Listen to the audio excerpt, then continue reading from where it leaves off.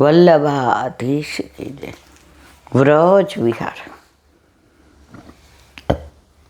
વ્રજની લીલા સ્થળેની વાત, વ્રજની કુંજની વાત, અને એ પણ બધી ઓથેન્ટિક, કોઈ મન ઘડત નહીં. હા, એવા પ્રસંગો આવે જ્યાં લોકોને કાંઈ સાનુભાવ થયો હોય, જ્યાં કોઈને એવો અનુભવ થયો હોય, એ અલગ વસ્તુ છે.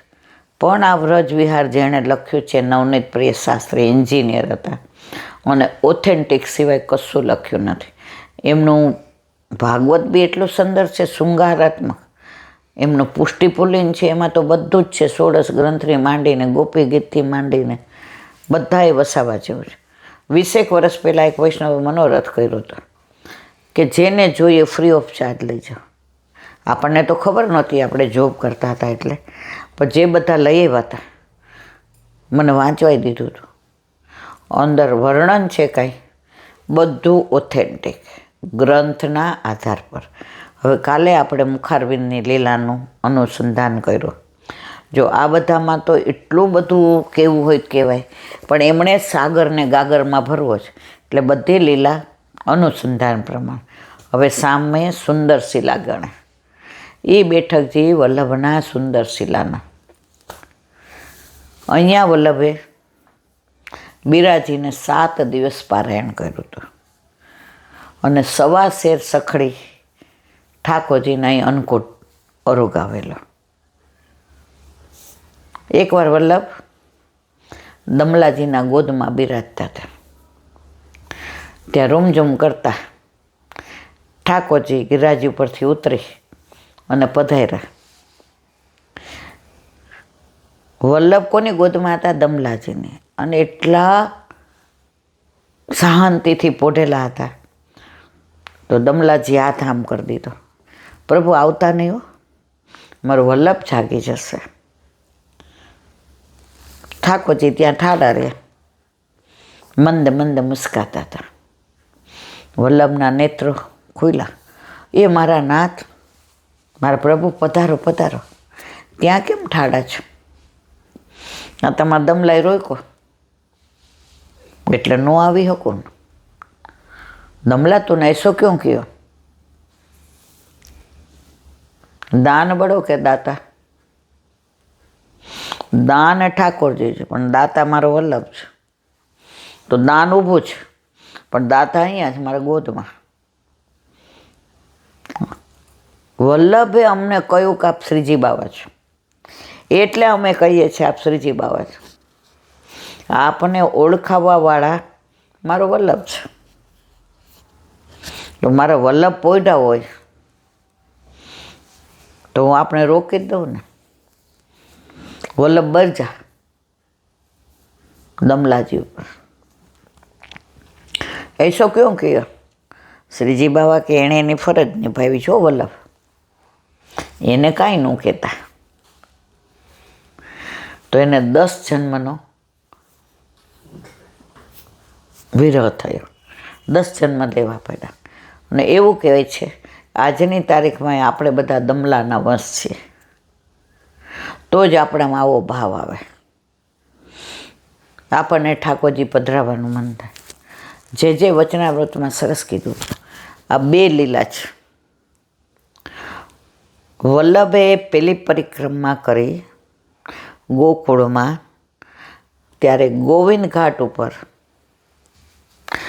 દમલાજી સૂતા હતા અને વલ્લભ જાગતા હતા. દમલાજી સૂતા હતા અને વલ્લભ જાગતા હતા. અને વલ્લભને ચિંતા થઈ. એક સમયે ચિંતા આવી, દેવી કિહવિધ જાની જાય. ઠાકોરજીથી વિરહ સહન ન થયો. એવું કહેવાય છે કે રાતના 12 વાગે ગોકુળ ચંદ્રમાજીનું સ્વરૂપ પ્રગટ થઈને કહ્યું, મારા વાલા વલ્લભ, ગોલોકનું આટલું મોટું સુખ છોડીને આવ્યા છે અને ઉઘાડા ચરણે પરિક્રમા કરી જીવને શોધીને મારા હાથમાં દેવાનો સંકલ્પ કર્યો. તો હું તમને એવો બ્રહ્મ સંબંધ મંત્ર આપું છું, જે જીવને શોધી એનો હાથ મારા હાથમાં સોંપશો એનો ક્યારે હું ત્યાગ નહીં કરું અને સેવામાં 5 દોષ બાધા નહીં કરે. રૂપ, ગંધ, સ્પર્શ, શબ્દ અને રસ. વલ્લભ એટલા પ્રસન્ન થયા, પવિત્રા ધારણ કરાવી, મિશ્રી મુખમાં દીધી.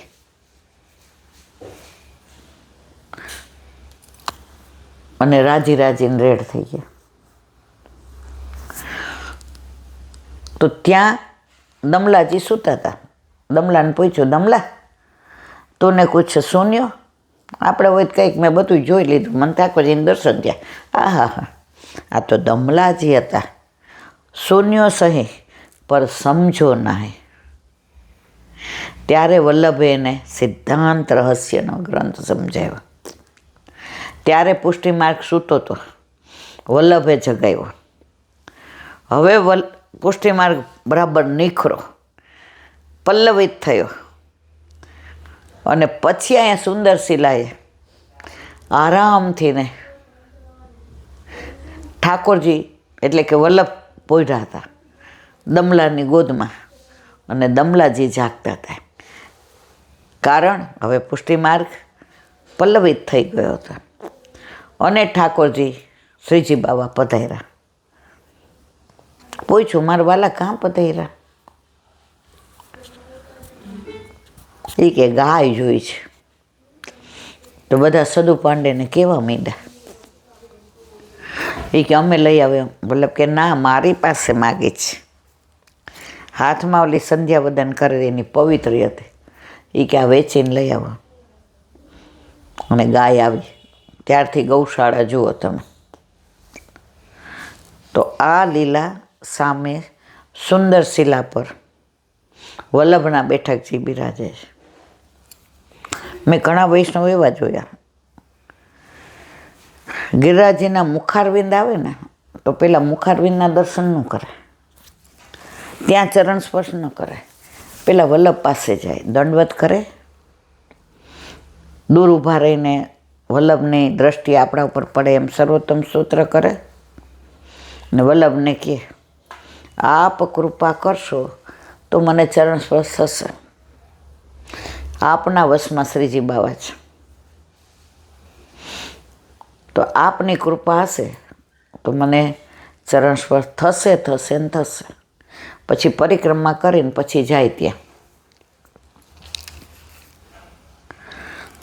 એ બેન મને કહે, એટલે બેન આટલી બધી ગીરદી હોય, અન્નકૂટમાં તો આમ પગ મૂકવાની જગ્યા ન હોય.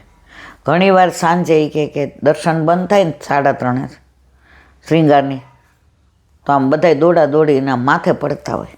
સવારે કે આરતી પછી પણ હું આવી હોઉં ને તો એકવાર તો મને વલ્લભ ચરણ સ્પર્શ કરાવે કરે. એ કે મારા વર દૂરથી જ કહી દે કે આ માની લીધું, આટલી ગીરદીમાં પડી આખડી જાય.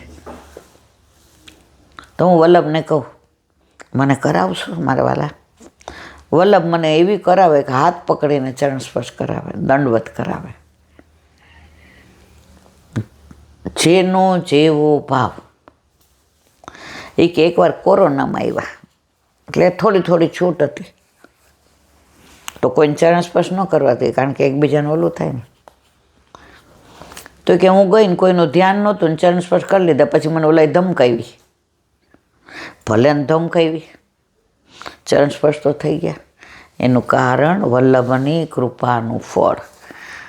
તો અહીં મહાપ્રભુજી દામોદરદાસ હરસાણીના ખોળામાં પોતાનું મસ્તક પધરાવીને પોઢેલા. શ્રીનાથજી તે સમયે પાસે પધાર્યા. નુપુરનો નાદ થતો હતો. હરસાણીજીએ પ્રભુને ઈશારાથી અટકાવ્યા. મહાપ્રભુજીની નિંદ્રા તૂટતા પરિશ્રમ થવાના વિચારે શ્રીનાથજી થોભી ગયા. થોડી વારમાં મહાપ્રભુજી જાગ્યા. પ્રભુને જોયા, પ્રેમથી પાસે પધરાવ્યા. દૂર ઊભા રહેવાનું કારણ પૂછ્યું. કારણ જાણીને હરસાણીજીને ઠપકો આપ્યો.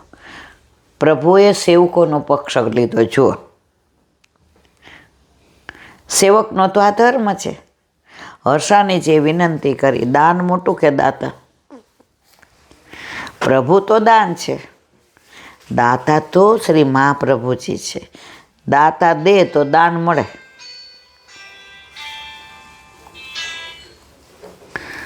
દાતા દે ત્યાં જાય, છતાં પ્રભુના પરિશ્રમથી હર્ષાનીજીને 10 અવતારનો વિલંબ થયો. દમલા એ માર્ગ તેરે લીએ પ્રગટ કિયો હે. શ્રી મહાપ્રભુજીની હૃદયોક્તિ છે. આમ દમલા અંશ છે ત્યાં સુધી પુષ્ટિ માર્ગ સ્થિત છે. ભગવદીઓના હૃદયમાં આ સ્થિતિ છે. બોલો વલ્લભાધીશ. હરિરાય વાંગ મુક્તાવલી.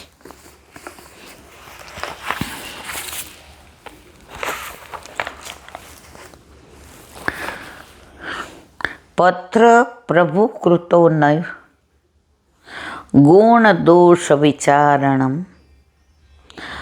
તત્કૃતાત્મત્વજ્ઞા પુષ્ટિ માર્ગ સકથ્યતે. હા, ગુજરાતી. જે માર્ગમાં પૂર્ણ પુરુષોત્તમની ચાલવાની, રડવાની, ભોજન કરવાની તથા પાનાદિની ક્રિયા લૌકિકના સરખી દેખાવાથી એ લીલામાં હીન બુદ્ધિ થતી નથી, અને કાલીય દમનાદિ તથા ગિરાજ ધારણની લીલામાં અન્ય લીલાથી ઉત્તમ બુદ્ધિ થતી નથી. પરંતુ પ્રભુ કૃ સર્વ લીલાને ઉત્તમ જાણવામાં આવે છે. તે જ પુષ્ટિ માર્ગ કહેવાય. ઠાકોરજીને ભૂખ લાગે, ઠાકોરજીને ઊંઘ આવે, ઠાકોરજીને સ્નાન કરાવીએ, ઠાકોરજી આપણી સાથે હસે, ઠાકોરજી આપણી જતાવે, તો આ મનુષ્ય જેવી લીલા નથી. આટલા બધાના ઘરે ઠાકોરજી બિરાજે જ, છતાંય કોઈને એવો ભાવ નથી આવ્યો કે પ્રભુ તો અમારા જેવા છે. કારણ પ્રભુ બાળ લીલા કરે છે, છતાંય ભગવાન તો છે જ, ઈશ્વર તો છે જ, બ્રહ્મ તો છે જ, પૂર્ણ પુરુષોત્તમ તો છે જ. એવી અનુભૂતિ થાય છે ને થાય છે જ. તમારા ઘરે તમારા માથે બિરાજતા તમારા ઠાકોરજી જો પુષ્ટ કરાવેલા છે, પૂર્ણ પુરુષોત્તમ છે, તો તમે એને એક દિવસ બી ભૂખ્યા નહીં રાખો, તમે એને ઝારીજી ભર્યા વિના નહીં રાખો. દિવાળી આવશે તો તમે નવા વસ્ત્ર લાવશો જ. તમે તમારું કાંઈ કરાવશો તો એનું તમને કરાવવાનું મન થશે જ. કોરોનામાં શાહીબાગમાં એક ડૉક્ટર ફેમિલી રહે છે. હવે એમના ઘરે ઠાકોરજી બિરાજે, કોરોના ચરમસીમાએ, બેયને કોરોના થયો. હવે ઠાકોરજી હવે બેય 10 વાગ્યા સુધી વિચાર કર્યો કે આપણે તો આપણી રસોઈ બનાવીને ખાઈએ છીએ, આપણને તો આ બધું ગમે છે, આપણે ભૂખ્યા રહેતા નથી, તો ઠાકોરજીને કેમ ભૂખ્યા રાખવા? તો ઓલા ડૉક્ટરે કીધું કે આપણે જે બનાવીએ એ ધરાવીએ. ઓલા બેન જરાક મૂંઝાણા કે આપણે અડીએ ને પ્રભુને કોરોના થઈ જાય તો. આ એની માની મમતા હતી, આ એનો વાત્સલ્ય ભાવ હતો. અને ડૉક્ટર હતા એ બાપનો ભાવ હતો. આપણું છોકરું હોય તો તું એને ધવડાવ્યા વિના નહીં રહે, એને ખવડાવ્યા વિના નહીં રહે. એટલે જે બનાવો એ ધરાવો. એટલે ઓલા બેનને એને પછી હાથમાં રેશમી વસ્ત્ર વીંટી દીધા. મારા પ્રભુને મારો સ્પર્શ ના થવો જોઈએ. મારા પ્રભુ બાળક છે, એને ઇન્ફેક્શન લાગતા વાર ન લાગે. સવારે ઠાકોરજીને જે ધરાયું હોય એ રેશમી વસ્ત્રથી જગાડે, સિંહાસન પર પધરાવે, ઝારીજી ભરે, ને પછી કે સ્નાન નહીં કરાવું, વસ્ત્ર નહીં બદલાવું, ભૂખ્યો નહીં રાખું, પછી તમને કાંઈ થાય તો હું ધરાવીશ, પણ હું તમને સ્પર્શ નહીં કરું, ચરણ સ્પર્શ નહીં કરું, કારણ કે હાથમાં રેશમી વસ્ત્ર રાખ્યું હતું. 10 દિવસ આવી રીતે સેવા કરી. 10મા દિવસે રિપોર્ટ સારો આવ્યો, એટલે ઘરમાં બધું વ્યવસ્થિત કર્યું અને ઠાકોરજી પાસે ગયા. લાલા, આજ તાર શું આરોગો છે?